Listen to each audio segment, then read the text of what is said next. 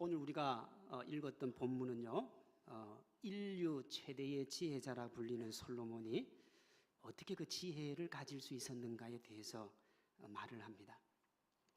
다윗의 뒤를 이어 왕이 된 솔로몬은 내가 얼마나 하나님을 사랑하는지 그 마음을 일천번제로 표시를 합니다. 그렇게 자신의 마음을 하나님 앞에 드리던 어느 날 꿈속에 하나님이 찾아와서 소원을 물어봅니다. 솔로몬은 백성을 잘 다스릴 수 있는 지혜를 달라고 구했고 10절은 그의 간구가 하나님 마음에 들었다, 그렇게 나옵니다.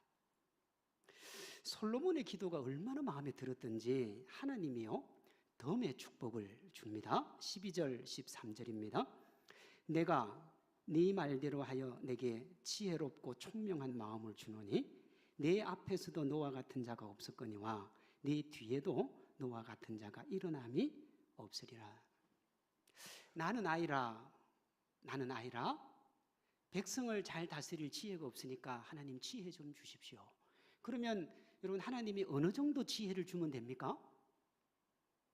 백성을 잘 다스릴 만큼의 지혜만 주면 되잖아요. 그런데 하나님이 얼마나의 지혜를 주셨느냐 그러면 네 앞에도 너와 같은 자가 없고 네 뒤에도 너와 같은 자가 없는 인류 역사상의 가장 위대한 지혜를 줍니다. 거기에 더해서 내가 구하지 아니한 부귀와 영광도 주노니 내 평생의 왕들 중에 너와 같은 자가 없을 것이래. 네가 구하지 않은 부귀, 네가 구하지 않은 영광, 내가 그것도 주겠다 이거예요. 솔로몬이요 일천번제를 드리고 이 기도를 할 때 하나님에게 지혜를 받기 전이었다는 사실을 기억하는 게 중요합니다. 아직 지혜 안 받았어요. 우리가 예를 들어서 솔로몬이 지혜를 받았으면 뭐 이해가 돼요. 워낙에 탁월하니까, 워낙에 똑똑하니까, 워낙에 멋지니까 그 기도를 했겠지. 그런데 아직 지혜를 안 받았거든요. 그런 솔로몬의 기도가 하나님 마음에 쏙 들었어요. 쏙 들었다고요. 참 멋지지 않습니까? 성도님들의 자녀가 이런 자녀이면 좋지 않겠습니까? 하나님 마음에 쏙 드는 자녀예요. 딸을 주고 싶고 아들을 흔쾌히 주고 싶은 자녀, 어디 두고 세워놔도 남부럽지 않은 자녀, 다른 사람들과 있으면 단연히 돋보이는 자녀, 그래서 교회에서도 세상에서도 자랑할 수 있는 자녀, 이게 자녀를 양육하는 부모의 마음 아니겠습니까? 어떻게 하면 우리의 자녀를 이런 자녀로 키울 수 있을까요? 어떤 부모들은 자신들의 머리를 탓하고 자식을 포기한다든지 삶의 환경을 탓하면서 자녀를 포기하는 분들도 있습니다.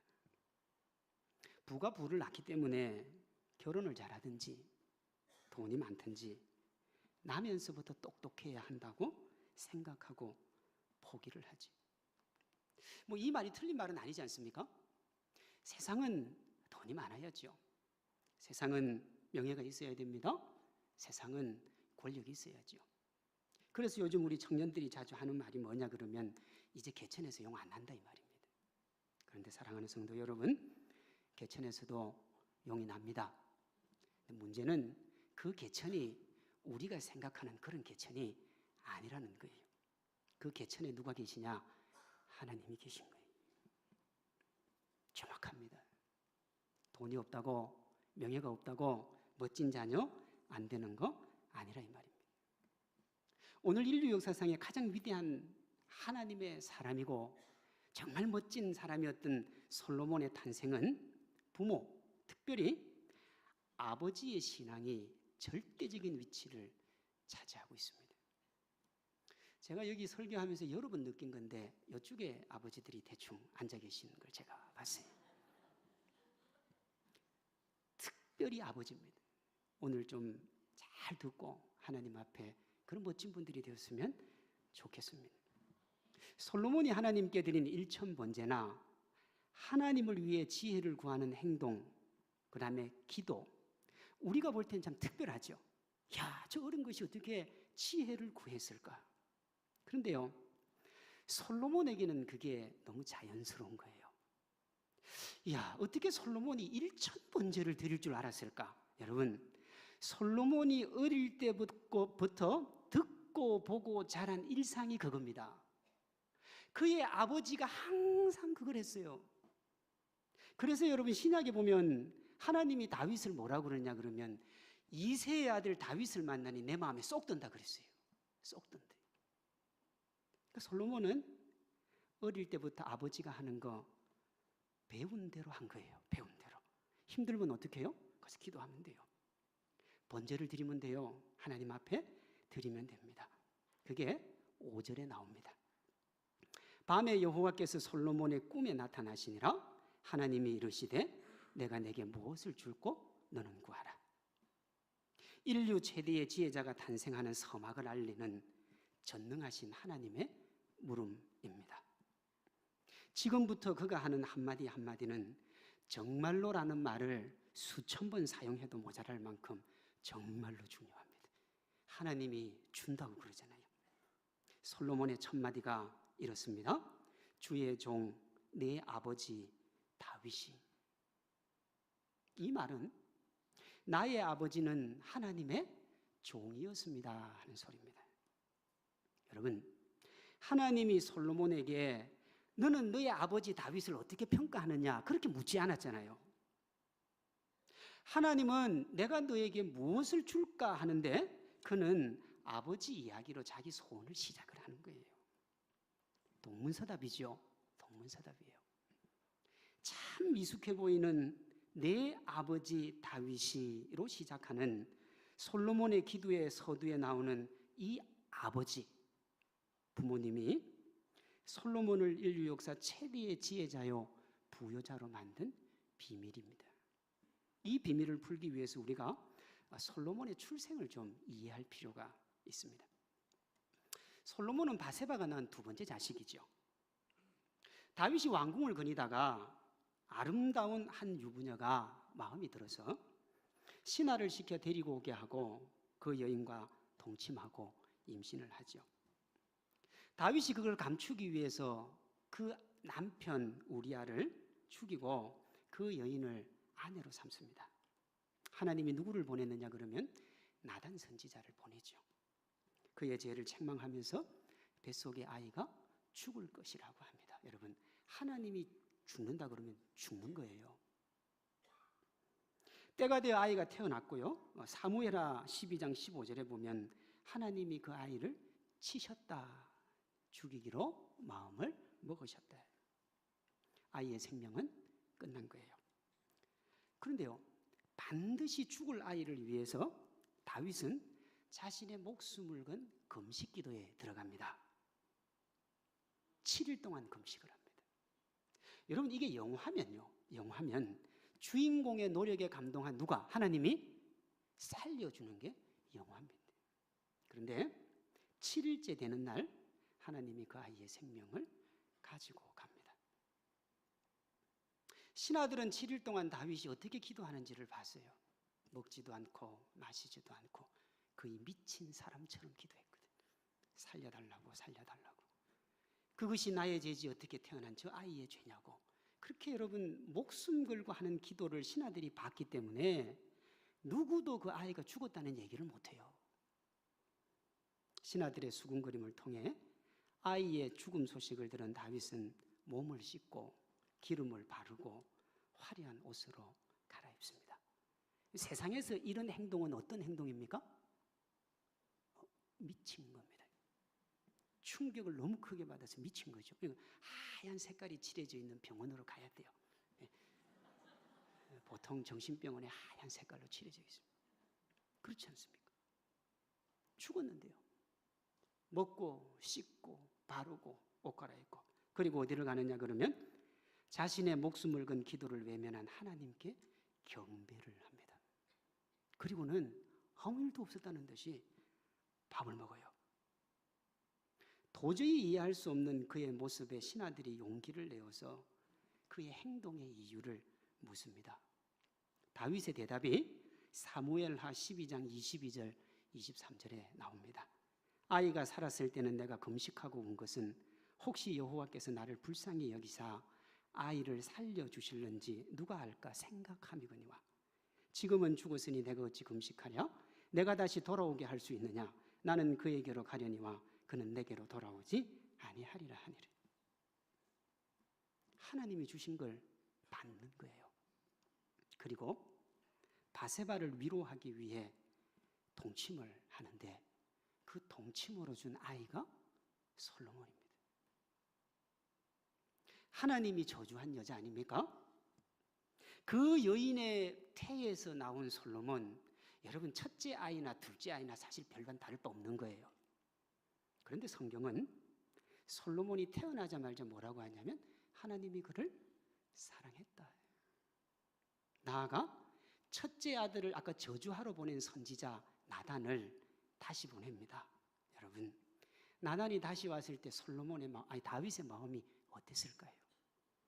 내 아이를 저주하러 왔던 그 사람, 이번에는 도대체 뭘 가지고 왔나?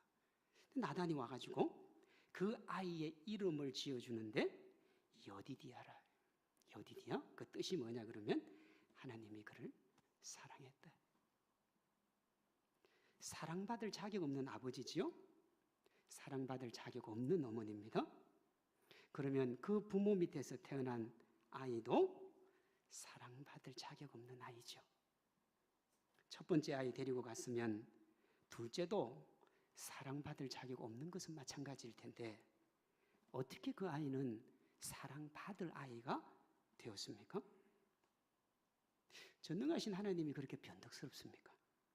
도대체 그 십몇 개월 사이에 무슨 일이 일어난 걸까요? 그 비밀을 푸는 열쇠가 나단의 책망을 듣고 한 시편 51편의 다윗의 기도입니다. 첫째 아이를 살리기 위한 7일간의 금식과 아이를 잃은 후 취한 다윗의 모습과 고백이 이 51편에 잘 나와 있는데요.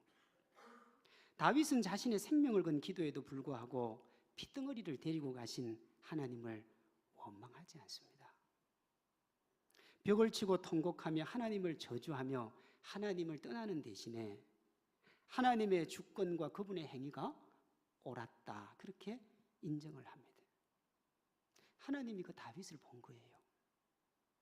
자신에게 불행의 씨앗이 된 여인 바세바 버려도 되지요. 여러분, 우리아를 전장에서 죽였던 다윗입니다. 이 여인 하나 버리는 거 아무것도 아니에요. 그런데 자신의 잘못을 인정하고 그 여인을 가슴으로 안습니다. 자기도 아프고 힘든데 그 아이를 낳은 어미가 얼마나 아플까, 힘들까, 고통스러울까. 그래서 그 여인을 안아줍니다. 하나님이 그 다윗의 모습을 봅니다. 그리고 솔로몬을 허락하셨어요. 그러니 솔로몬의 삶은 그의 아버지 다윗의 기도로 시작이 된 겁니다. 아마 여러분 솔로몬 어머니 바세바를 통해 자기의 출생 스토리를 듣지 않았겠습니까? 일평생 자기에게 부끄러운 꼬리표 달아준, 짓누를 수 없는 답답함을 준 사랑할 수 없는 아버지요. 그죠? 사랑할 수 없는 아버지. 그런데 그것 외에는 언제나 반듯하고 진실했던 아버지. 어린아이처럼 순수해서 사랑할 수밖에 없는 아버지. 특별히 하나님께나 사람들에게 참으로 성실하고 신실했던 아버지. 나의 삶과 나의 인생에 있어서는 참 부족한 아버지인데 그가 살아가는 삶은 너무 멋졌던 거예요.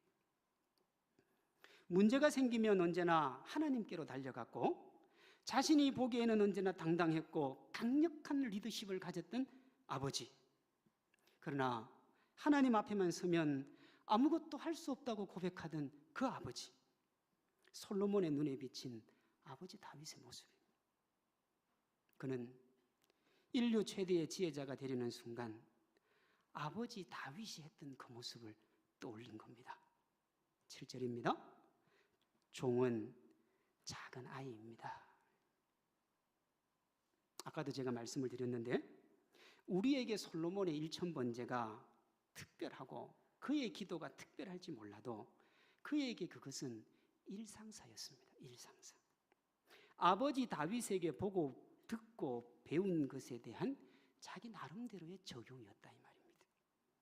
솔로몬의 솔로몬됨은 그의 부모님부터 시작이 됩니다. 우리 시대요, 이 땅의 부모님들에게 다윗과 같은 부모됨의 회복이 필요한 거예요. 자녀가 함께 머물고 싶은 아버지, 사람 냄새 나는 포근하고 따뜻한 부모, 그런 부모가 되어줘야 됩니다. 사실 우리 부모님들이 자녀를 얼마나 사랑합니까?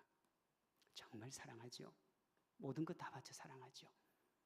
정말 저 자녀만 아니면 내가 내 마음대로 하고 싶은데 그 자녀 때문에 견디고 참는 거 참 많죠. 그런데 자식들은 왜 그걸 몰라줄까요? 제가 청소년 청년 사역을 참 오래 했는데 소통이 안 돼서 그래요. 소통이 안 됐어요. 부모 자식 간에 진지한 대화가 없어요. 부모님은 삶이 바빠서 대화할 시간이 없다고 하고 자녀들은 그런 부모님과 대화를 하지 않습니다. 그럼 나중에 이렇게 됩니다. 우리 부모님과는 대화가 안 돼요. 대화가 안 돼요. 이 관계가 오래 지속되면 여러분 이렇게 됩니다. 1997년에 한국이 IMF라는 게 오죠. 그때 아버지들의 고뇌와 아픔을 보여준 한 권의 소설이 출간이 되는데 그 소설이 아버지라는 소설입니다. 그 소설에 보면 주인공 아버지가 행정고시에 합격한 공무원이고 두 자녀가 있습니다. 근데 이 아버지가 그 자녀들을 얼마나 사랑했는지 몰라요. 그 안에 딸에 대한 아버지의 사랑이 표현된 부분이 나오는데 이렇습니다. 첫째 딸이 고3이었을 때 고3 딸이 지원하고자 하는 학과의 정원이 35명이라는 것을 알고 난 뒤부터 한 해 동안 꼬박 35라는 숫자에 묶여버렸다. 가령 버스를 탈 때 35번 이후 좌석에 앉지 않는 일, 출퇴근의 지하철 개찰구를 35번째 안에 빠져나오는 일, 버스를 타도 1번부터 35번 버스는 괜찮고 36번 이후는 이용하지 않았다. 그뿐만이 아니었다. 직장에서는 35번째 안으로 출근을 했고 택시나 동료의 승용차에 편승할 때도 번호판의 끝 두 자리가 35 내의 숫자가 아니면 절대 타지 않았다. 한편으로 그는 매주 토요일이면 어김없이 딸이 지원하고자 하는 캠퍼스를 찾아서 간절히 빌었는데 이렇게 빕니다.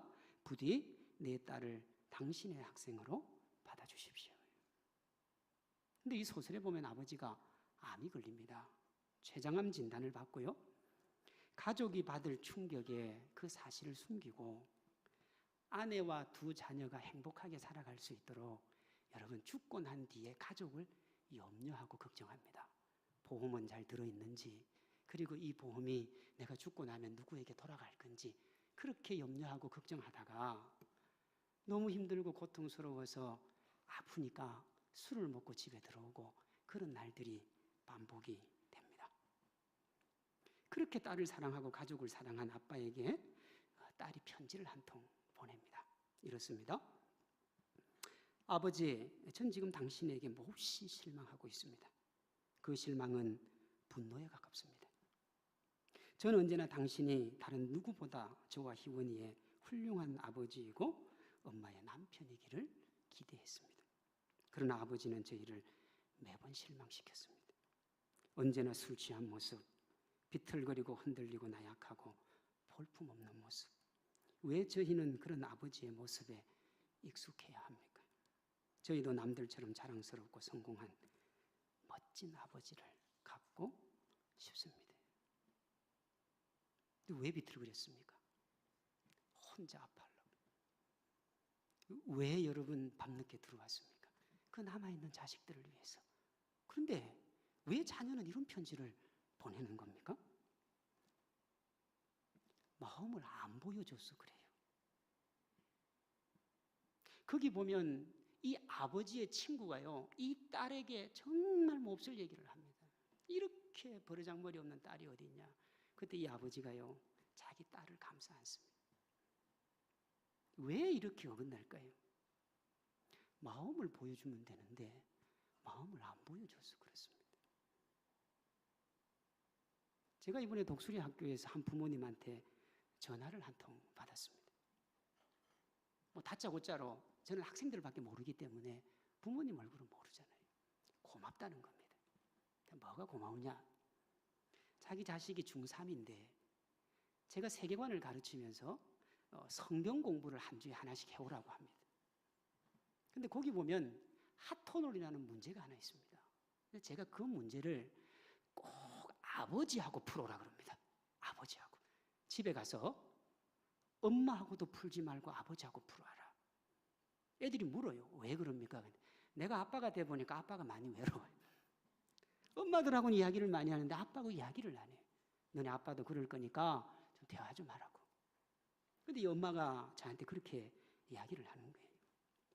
한 주에 한 번씩 숙제라도 꼭 10분씩 대화하는 그 모습이 너무 좋고 그 기회를 만들어준 목사님이 참 좋다고. 소통하면 마음을 내놓으면 알아요. 안 되니까요. 사실 솔로몬은 아버지와 어머니를 향해서 이보다 더 큰 분노를 품어야 되잖아요. 그런데 성경 어디에도 그런 내용 없고 그런 뉘앙스가 없습니다.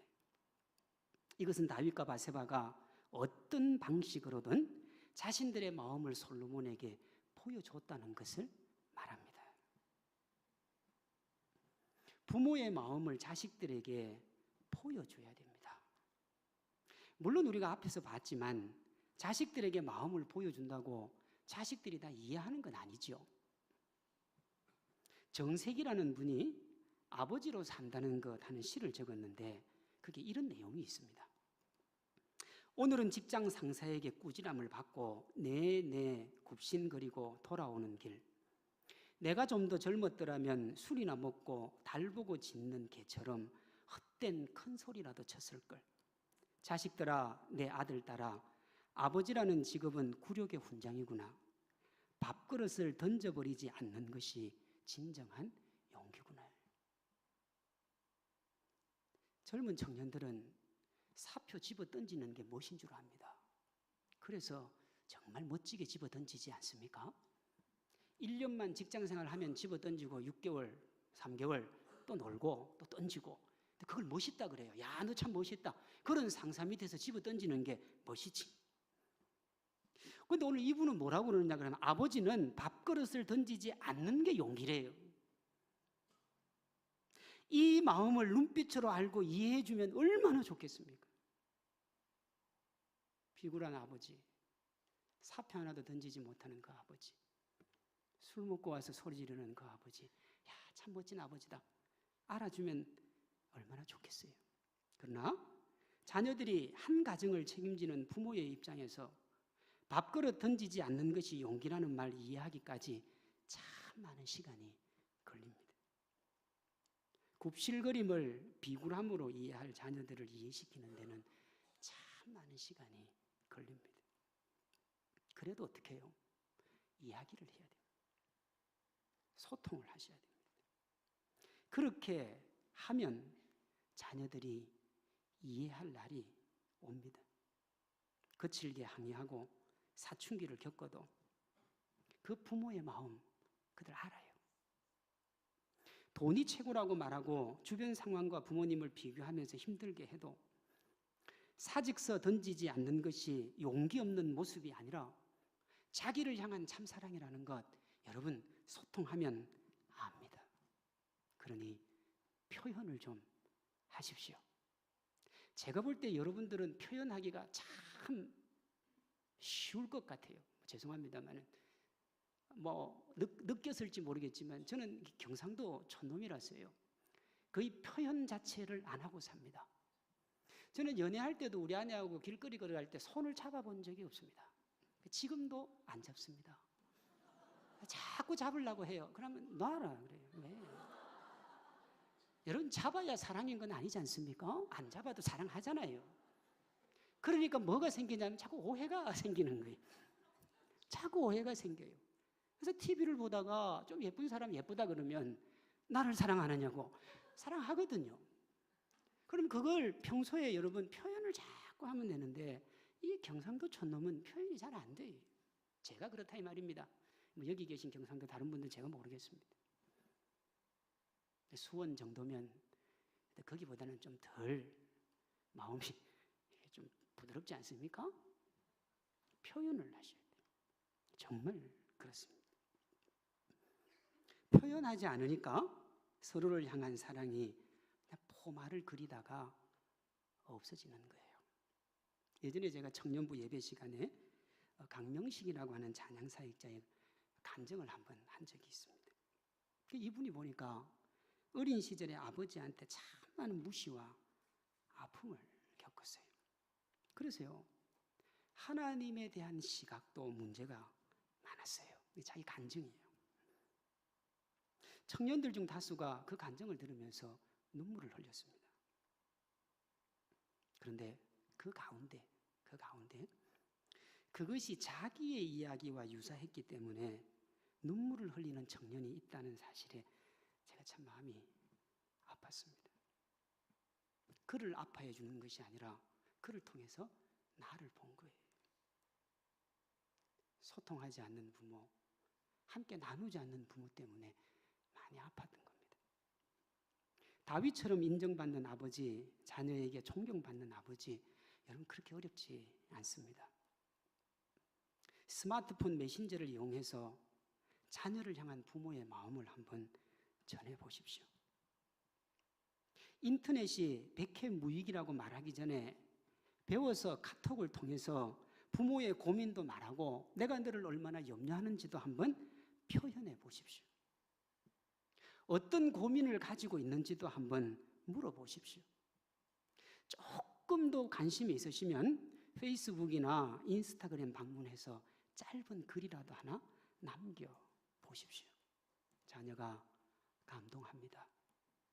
할 줄 모르면 여러분 배우셔야 됩니다. 그렇게 자녀에게 마음을 주시면 그 자녀의 생애 결정적인 순간에 아버지의 이름을 불렀던 솔로몬처럼 우리의 자녀가 우리를 기억하며 부모님의 이름을 부르는 행복이 있을 겁니다. 그리고 우리가 이 행복을 오래도록 가지기 위해서 우리 자신이 영원한 아버지이신 하나님의 자녀라는 사실도 잊지 말아야 됩니다. 인류 역사의 가장 위대한 지혜자의 탄생을 낳은 솔로몬의 기도 6절, 내 아버지 다윗이 그렇게 시작합니다. 그런데 14절에 보면 내 아버지 다윗이 하는 하나님의 응답으로 끝이 납니다. 여기에서 눈여겨볼 것은 하나님께서 솔로몬이 본 아버지 다윗의 모습이 맞다고 인정을 해주시는 거예요. 인정을요. 실제 다윗이 하나님 앞에 진실했죠. 그의 삶이 깨끗했다거나 무흠했다고 말할 수는 없지만 하나님 앞에 정직하고 솔직했습니다. 성전에서 거룩한 옷을 입고 예배할 때는 경건하고 왕으로 통치할 때는 자기 마음대로 하는 이중적 잣대를 가지고 있지 않았습니다. 예배할 때처럼 똑같이 살려고 노력을 했습니다. 어린 솔로몬의 마음에 그것이 각인이 되었고 그래서 그런 아버지처럼 자신도 하나님을 섬겼으면 좋겠다고 말을 하죠. 존경하고 사랑했던 아버지에 대한 진심 어린 솔로몬의 기도에 하나님이 내 아버지 다윗이 이렇게 응답한 것이 얼마나 소중한 건지 모릅니다. 특별히 그것은 오늘을 살아가는 우리에게 충격이나 마찬가지입니다. 어떤 목사님이 이런 말을 했습니다. 이 시대는 하루를 사는 것이 기적이요 대단한 일입니다. 살다 보니 산 것이 아닙니다. 하루 더 살았다는 것은 굉장한 용기입니다. 희망이 절벽 같은 현실 앞에 절벽과 절벽을 연결하며 사는 것이기 때문입니다. 희망이 절벽 같은데 절벽과 절벽을 연결하며 사는 거예요. 부모는 이 희망이 절벽 같은 현실 앞에 절벽과 절벽을 연결해야 할 다리가 참 많죠. 자녀 양육도 해야 되고, 직장 승진도 해야 되고, 회사도 운영을 해야 되고, 이런 삶의 현장에서 위선의 가면을 써야 할 때가 있습니다. 싫어도 웃어야 되고, 살기 위해 거짓말도 해야 되고, 그리스도인이면서 남들의 시선이 두려워 그리스도인이라 당당하게 고백도 하지 못하는 경우가 생기죠. 그러다 보면 신앙의 때가 묻고 자신도 모르게 신앙생활도 가면으로 위장할 수가 있습니다. 자신도 모르게. 이런 삶의 가장 큰 두려움이 뭐냐? 솔로몬의 기도입니다. 제일 무서운 기도예요. 내 아버지 다윗이 성실과 공의와 정직한 마음으로 주와 함께 주의 앞에서 행했습니다. 다윗은요, 겁도 없이 이 기도를 했어요. 내 아버지는 성실했습니다. 내 아버지는 정직했습니다. 내 아버지는 멋졌습니다. 여러분의 자녀들이 이런 기도를 할 날이 올지도 모릅니다. 하나님, 우리 부모님이 섬기듯이 저도 그렇게 하나님 섬기게 해주세요. 그때 하나님이 솔로몬을 향해서 내 아버지 다윗의 행함같이 내 길로 행하라고 하셨듯이 우리의 자녀들에게 그래, 내 아버지는, 내 부모님은 참 신실하고 좋은 분들이지, 너도 그렇게 되거라 그러면 이보다 더 큰 행복 없겠지요. 그렇죠? 그런데 부모님을 또는 다른 신앙의 사람을 너무 존경하고 사랑해서 그를 모델 삼아서 하나님께 그와 같은 사람이 되기를 소망하며 기도했는데 하나님이 얘야, 다른 사람 찾아보면 안 되겠니? 내 부모는, 내가 존경하고 사랑하는 그 사람은 네가 보는 것처럼 그렇게 신실하지 않아. 만약에 그 말을 들으면 정말 심각해지죠. 20년, 30년 평생을 내 아버지가 최고인 줄 알고 내 어머니가 예수님 잘 믿는 줄 알고 그것 믿고 그거 신뢰하고 따라가다가 힘들고 지친 인생길에서 하나님 내가 힘이 든데 내 아버지 내 엄마처럼 좀 멋지게 살게 해주세요 그랬는데 하나님이 다른 사람 찾아보면 안 되겠니? 그렇게 신실하지 않아. 이중적인 삶을 살았다는 거잖아요. 그러면 자녀의 신앙과 삶도 다 무너지는 거예요. 저는 목사로서 그것이 참 많이 두렵습니다. 아직 제 자식들이 어려서 그런 기도하지 않겠지만 제가 가르쳤던 아이들, 청년들 중에 저를 신앙의 모델로 삼고 있다는 이야기를 가끔씩 들을 때마다 저는 가슴이 덜컹덜컹 내려앉습니다. 그는 나를 모르잖아요. 그는 나를 모르는데 그가 하나님 앞에 내가 멋진 줄 알고 기도했는데 하나님이 아니라고 하면 그럴 자격도 없는 자가 그런 자리에 서 있다는 것이 얼마나 두렵고 부끄러운 일입니까? 그러나 언젠가 저는 제 자식들이 저를 모델 삼아 솔로몬이 했던 기도를 했으면 좋겠습니다. 그리고 제 자신이 그런 아버지가 되면 좋겠다. 그 꿈을 꿉니다. 어느 날 내 자식이 하나님 우리 아빠처럼 그렇게 예수님 믿었으면 좋겠어요. 그때 하나님이 그래, 네 아빠가 부족해도 열심히 하려고 했지. 여러분, 그것보다 더 잘 산 인생 없는 줄로 믿습니다. 그게 멋지게 산 겁니다. 돈이, 명예가, 권세가 이 세상에 남겨줄 수 있는 그것 아닙니다. 아니죠. 여러분 모두가 그런 좋은 부모 되기를 소망합니다. 이를 위해서 부모라는 이름에 거룩한 부담을 가져야 됩니다. 며칠 전에도 보니까 어떤 처녀가 아기를 놓고 화장실 변기에 버려가지고 죽였더라고요. 부모의 책임도 기쁨도 막중한 임무도 생각하지 않고 그저 욕망만 생각하는 그것, 청년들은 그게 사랑인 줄 압니다. 그렇지 않습니다. 자녀가 머물고 싶은 부모, 하나님이 안아주고 싶은 그분의 자녀로서의 부모, 그것을 위해 자녀와 소통의 길을 여시고 또한 하나님과 소통의 길을 여십시오. 어디에 세워둬도 부끄럽지 않은 자녀는 바로 부모된 우리의 믿음의 삶에서 기인한다는 사실을 한시도 잊으면 안 됩니다. 우리 자녀가 왜 힘들까요? 우리 자녀가 왜 아플까요? 여러분, 온갖 이유를 다 들이댈 수 있지만 가장 큰 이유는 부모에게 있는 거예요. 믿음의 삶을 보여주지 못했고 하나님에 대한 신뢰를 보여주지 못했기 때문에 그렇습니다. 우리가 믿는 하나님 살아계십니다. 여전히 역사하시고 주님께 맡기면 주님이 우리의 인생을 책임져 주십니다. 이 믿음이 있어야 그 자녀에게 주님을 보여줄 수 있는 겁니다. 하나님께 왔는데 세상을 더 의지한다든지 하나님께 왔는데 세상을 더 바라보면 우리는 그 자녀에게 주님을 줄 수가 없어요. 그러면 어떻게 해요? 우리가 하나님 앞에 와서 통곡하는 기도를 하게 되는 겁니다. 하나님, 우리 자녀 살려주세요. 여러분,